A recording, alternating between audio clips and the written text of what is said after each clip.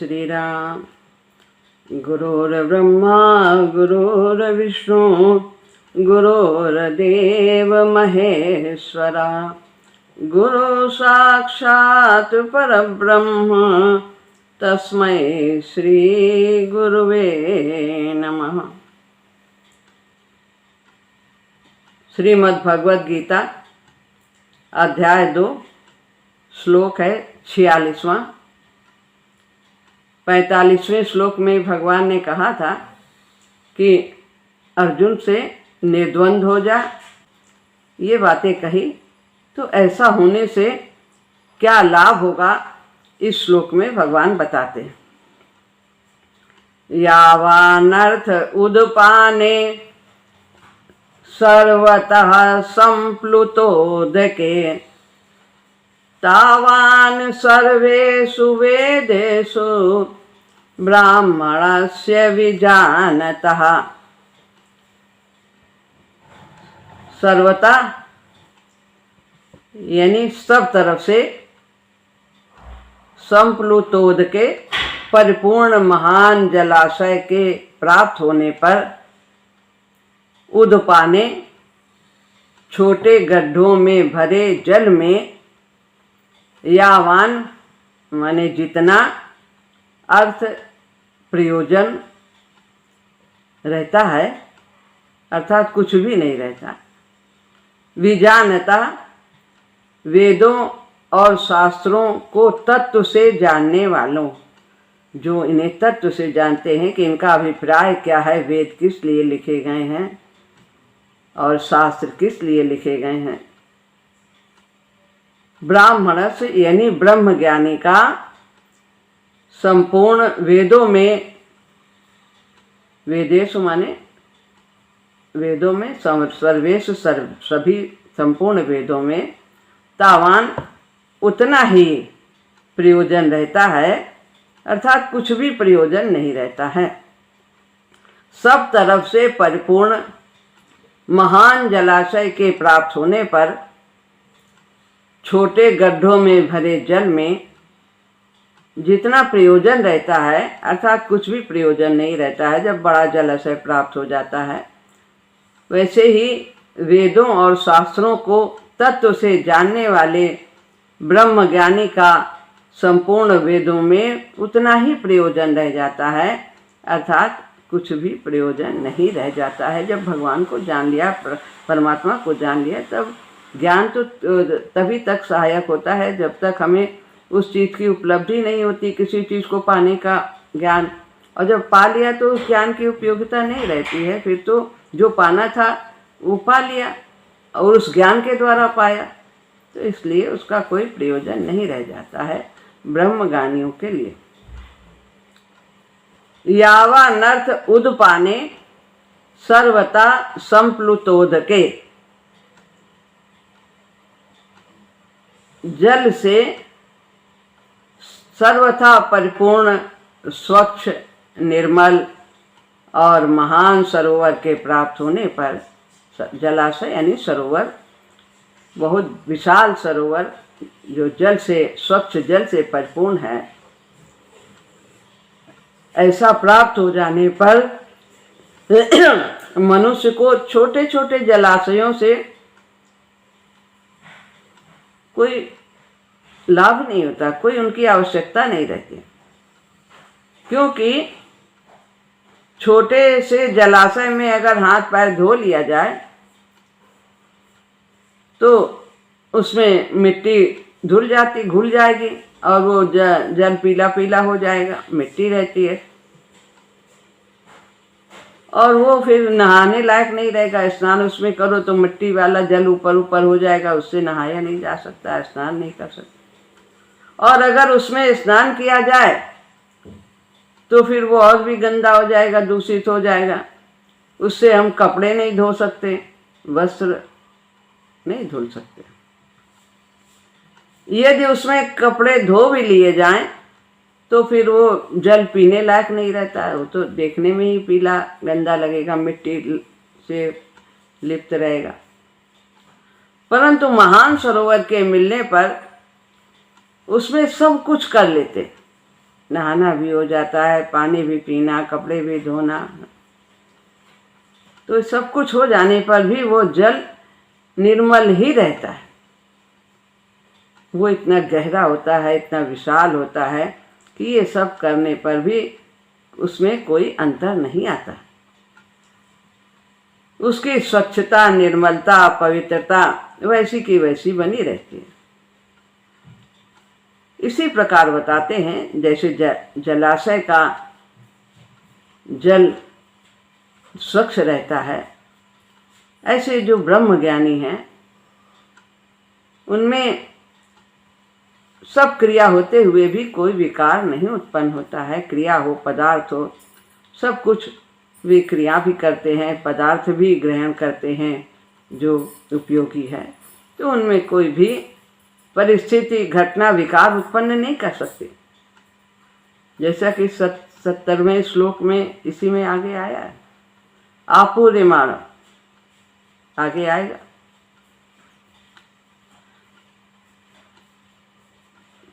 अभय तावान सर्वेषु वेदेषु ब्राह्मणस्य विजानता। ऐसे ही जो महापुरुष तत्वज्ञानी हैं, परमात्मा को प्राप्त हो चुके हैं, उनके लिए वेदों में कहे हुए यज्ञ, दान, तप, तीर्थ, व्रत आदि जितने भी पुण्यकारी कर्म हैं, उन सब का उनके लिए कोई मतलब नहीं रह जाता कि उन्हें यज्ञ करना जरूरी है, तीर्थ करना जरूरी है। जैसे रविदास जी थे, रविदास जी मन चंगा तो कठौती में गंगा। सर्वत्र सभी जगह उन्हें परमात्मा ही दिखाई देता है। तो इस प्रकार से उनके लिए वेदों में कहे हुए इस प्रकार के कर्म जो पुण्यकारी कहे जाते हैं, इनसे पुण्य होता है, यज्ञ, दान, तप, तीर्थ आदि, उन सब का उनके लिए कोई मतलब नहीं होता। करें तो भी ठीक है, ना करें तो भी ठीक है। करने पर उनके अंदर अहंकार नहीं आता कि मैंने इतना कर लिया, इतना कुछ कर लिया, इतना दान कर लिया, इतना, और मुझे ये प्राप्त होगा, इतना बड़ा मैंने पुण्य का कार्य किया। ऐसा कुछ भी नहीं उनके अंदर विचार आता है, संस्कार बनते हैं। अर्थात वे पुण्यकारी कार्य उनके लिए छोटे छोटे जलाशयों की तरह हो जाते हैं, जिसमें कि एक कार्य करो तो दूसरा कार्य नहीं हो पाता। तो भगवान में तो सर्वस्व संपूर्ण ब्रह्मांड समाया है, हम भी उसी में हैं, वो भी मुझ में है। तो वो अपने को कुछ प्रभु से अलग प्रतीत करता ही नहीं। ऐसा ही दृष्टांत आगे 70वें श्लोक में दिया गया है, जैसा कि अभी कह रहे थे। आपूर्यमाण मचल प्रतिष्ठम समुद्रमापा प्रविशन्ति यद्वत् तद्वत् कामायं प्रविशन्ति सर्वे स शान्तिमाप्नोति न काम कामी। कामी मनुष्य में तो कोई भी छोटी सी भी इच्छा है वो हलचल पैदा कर देती है, लेकिन जो ब्रह्मज्ञानी है उनके अंदर कामना होती ही नहीं। कामना नहीं होती है तो फिर सुख दुख की चाह भी नहीं रहती। कुछ भी प्राप्त हो या ना प्राप्त हो, उनके अंदर किसी भी प्रकार से हलचल नहीं होती, विचलित नहीं होते, अस्थिर नहीं होते हैं। सुखी दुखी होना यही अस्थिरता है। जैसे कि उदाहरण दिया कि छोटी छोटी नदियाँ जब उनमें बाढ़ आती है, वर्षा का पानी भर जाता है, तो कितना तहस नहस कर देती हैं, कितने गांव को मिटा देती हैं, लोगों की जानें चली जाती हैं थोड़ा सा ही पानी आने में। ऐसे कामी जो पुरुष होते हैं, कामना से युक्त होते हैं, उनमें कुछ प्राप्त हो या कुछ हानि हो तो उनके अंदर हलचल होने लगती है, परिवर्तन होने लगता है, विचलित होने लगते हैं। लेकिन वही नदियाँ जो बाढ़ से सारे गांव को तबाह कर देती हैं, वे सभी नदियाँ, एक नहीं सभी नदियाँ, कितनी नदियाँ समुद्र में गिरती हैं और वो समुद्र को 1 इंच भी घटा बढ़ा नहीं देती सकती। वो अपनी मर्यादा में ही रहता है समुद्र, उसमें कोई फर्क नहीं पड़ता। इसी तरह ब्रह्मज्ञानी में भी कुछ भी परिवर्तन हो संसार में, उसके जीवन में, वो उन्हें किसी भी प्रकार से विचलित नहीं कर सकती हैं। ये सब परिस्थितियाँ, घटनाएं, व्यक्ति, मान अपमान, सुख दुख, वो देखता है सब कुछ कि ऐसा हो रहा है, जड़ नहीं होता, महसूस करता है, लेकिन उसके अंदर किसी भी प्रकार की विपरीत भावना आने ही नहीं पाती, समता की स्थिति में रहता। तो यहाँ पर वही बताया है कि जो वेदों में सकाम कर्मों की चर्चा है, उसका उनसे कुछ भी लेना देना नहीं होता है ब्रह्मज्ञानी का। यदि वो करते भी हैं तो उनमें ये सब कामना नहीं रहती है कि पुण्य मिलेगा, हम बड़ा कार्य कर रहे हैं, ये सब उनमें कुछ भी इस प्रकार का भाव नहीं होता। वो जन कल्याण के लिए ही सब कार्य करते हैं। उसके सामने कितने ही भोग आ जाएं, पर वे उनमें कुछ भी विकार उत्पन्न नहीं कर पाते। आ गया तो बहुत 56 भोग है तो भी भगवान खा रहे हैं, रूखा सूखा है तो भी प्रभु ही उसको ग्रहण कर रहे हैं। जो परमात्म तत्व को जानने वाला है और वेदों तथा शास्त्रों के तत्व को जानने वाला है, क्या है इसका तत्व, क्या है ज्ञान, हम जो सीख रहे हैं, जैसे हम खाना बनाना सीखते हैं, रोटी बेलना, कैसे हम किससे सीखते हैं, दूसरों से, और उसके पश्चात हम सीख जाते हैं रोटी बनाना, तो फिर हमें उस पुस्तक की, उस शास्त्र की आवश्यकता नहीं रहती है, उसको जानने की जरूरत जब आ गया। तो जो भी जितने भी शास्त्र हैं वो सब परमात्मा को जानने के लिए ही बताए गए हैं, उनको पाने का साधन बताया गया है। तो फिर जब वो जान गया, ब्रह्मज्ञानी परमात्मा को जान गया है, तो फिर उसे उस ज्ञान की आवश्यकता नहीं रहती। तो यही है, उतना ही प्रयोजन रह जाता है।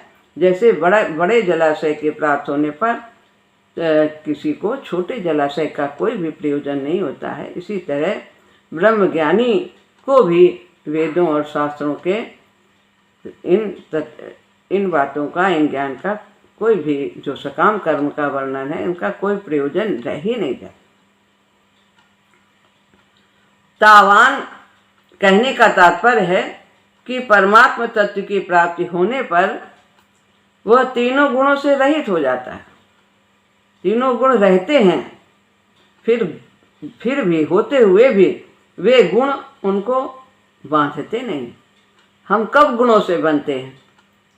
गुण तो जब तक शरीर है तब तक रहेगा, जब तक शरीर है, प्रकृति है, तब तक गुण रहेंगे, लेकिन हम इनसे बंध नहीं सकते यदि हम इन्हें अपना ना समझें। ये हमारा गुण नहीं, ये तो प्रकृति का कार्य है, ये प्रकृति कर रही है। प्रकृति के कार्य को जीव अपना कार्य नहीं समझना, उसको समझना है कि ये मैं कर रहा हूँ। तो इस प्रकार से तीनों गुणों से रहित हो जाता है, गुणातीत हो जाता है, यानी गुणों को अपना न मानना, लोक कल्याण के लिए ही उन गुणों का उपयोग इस शरीर के द्वारा करता है, कार्य करता है। उसी प्रकार चाहे पुण्य करे, चाहे दान करे, यज्ञ करे, कुछ भी करे, यज्ञ भी करेंगे तो वो भी भगवान के, चाहे स्वाहा करें तो भी भगवान के भाव से करेंगे। तो इस प्रकार इनकी उनको कोई आवश्यकता नहीं रह जाती। वह निर्द्वंद हो जाता है, द्वंद्व से रहित हो जाता है, राग द्वेष नहीं होता, इसलिए निर्द्वंद हो जाता है। द्वंद्व तभी होते हैं जब हमें अनुकूलता से राग होगा, प्रतिकूलता से द्वेष होगा। हम अनुकूल चाहेंगे कि ऐसा ही बना रहे, वो ना आए, प्रतिकूल ना आए, तो द्वंद्व बना रहेगा। और जो आना है सो आएगा ही, हमारे चाहने से नहीं होगा। जो हमारे विकास के लिए आवश्यक है वो जरूर परिस्थिति आएगी। तो निर्द्वंद हो जाता है गुणातीत व्यक्ति। वो नित्य तत्व में स्थित रहता है। नित्य तत्व नित्य सदा रहने वाला तत्व क्या है? एक परमात्मा ही सदा रहने वाला तत्व है। वो सदा है, अविनाशी है। जड़ तो अनित्य है, शरीर जड़ है। जितने भी प्राणियों के शरीर हैं वो सब जड़ हैं और ये नाशवान है। लेकिन नित्य तत्व कौन है? परमात्मा और परमात्मा का अंश आत्मा, ये दोनों नित्य तत्व हैं। तो ब्रह्मज्ञानी नित्य तत्व यानी परमात्मा में ही स्थित रहता है। वो निर्योग क्षेम हो जाता है,